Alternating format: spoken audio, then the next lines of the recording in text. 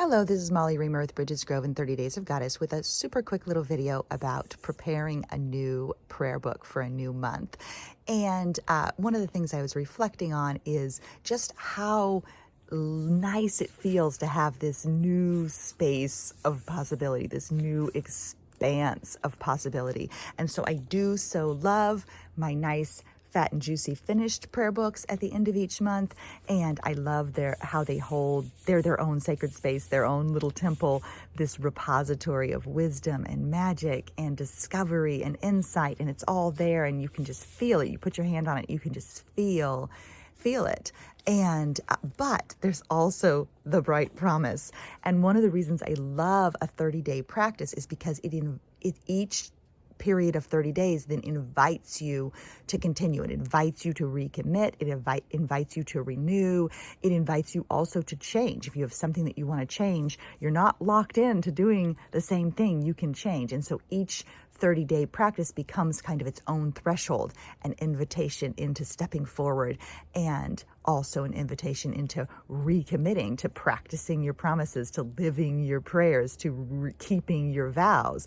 But you have this opportunity, this doorway to renew, so to speak, or recommit. And then there's a doorway into possibility and a doorway into change as well. So I usually start by reinforcing the inner covers. The covers of the prayer books are pretty thick in general. I mean, they're sturdy enough as they are, but I like to put something on the inside.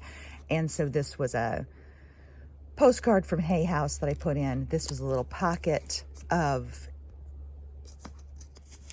extra little journal supplies that came in magic mail from Amanda Fall of the Phoenix Soul.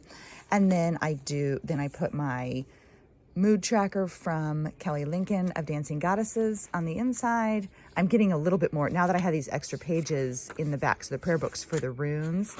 I have a few blank pages where I can glue kind of extra stuff and make the back a little bit more elaborate. And so then I put a pocket in, and this was a postcard from Poetic Goddess, and I cut it in two pieces, the other pieces in my other book. And so I have my little mini words ready, and I just cut those into strips and put them in the back. So they're waiting, and there's just this nice sense of invitation. I printed out a card from Effie Wild of Moonshine, and so I put that in there, and then I did put a piece of like scrapbook paper on the back because the card wasn't quite big enough and I wanted to have a little bit more. So I did that, and I worked on that together. And then I have my monthly snapshot practice cards ready to go. I haven't decided yet if I'm going to put these into a pocket and then go back through them, or if I'm actually going to use them and glue them into the pages of my prayer book. So I think I might put them in a pocket and use them as their own kind of practice and pull one out or reflect on the questions, etc. The monthly snapshot cards are relatively new to they're quite new to 30 Days of Goddess. You can get yours at 30daysofgoddess.com. They're free and included in the March practice update. And the larger set is available for our Goddess Magic community on Patreon, which is patreon.com/goddessmagic. But these are kind of a new idea, and so I'm still adapting to how I want to use them in practice. And I think what I'm going to do with in February, I used some of them and glued them down on pages. I can't really find them on the fly. Oh, wait a second. I think I can find them on the fly. Yes. So I put the basic ritual and the word in the back there. And in the front, I had a pocket, and then the monthly prayer and affirmation was in there. And so I would review that. In the morning, I like to do the simple and sacred affirmation prayer, which is kind of the heart of 30 Days of Goddess. And so I had a card with that. It's also printed in the back of the March book, but this was just a sticker version of one of my cards.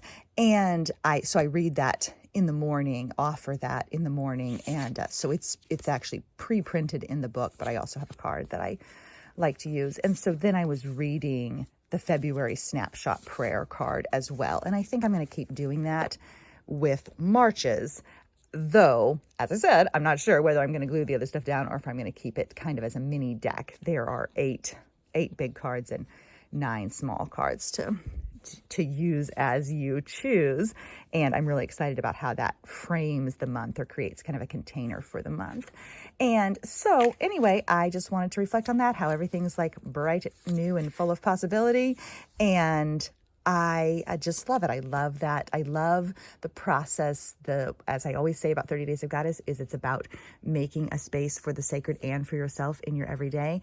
And these books really like make a space. When I'm working on gluing the things down at the beginning and reinforcing the covers, I'm like, this is really about making a space. This is making a space for myself. It's about making a space for the sacred. It's about making space to pause. It's about making space to allow. It's all about like, it's about making space for magic, for claiming your magic, for feeling your magic, for stepping into your magic. It's about making space for creativity. It's about making space for discovery. It's about making space for exploration. It's about making space for insight and inspiration and all those things. And it's all encompassed or held or available just on these pages of the monthly practice prayer book. And it's there. And I just love that expansiveness. And I love the invitation to step in and to renew.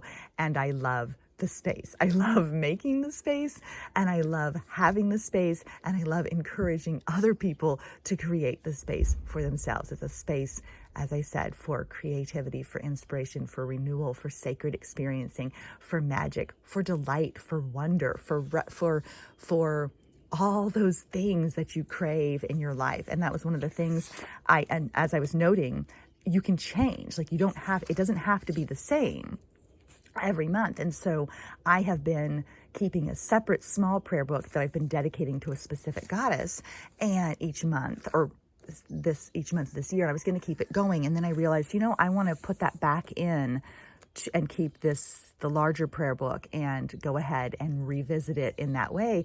And that's what it reminded me. It's so liberating to be able to choose again, to be able to begin again, and to be able to choose again. And so I had written that this is my book of liberation. This is my sacred text. This is where I make my vows and practice my promises.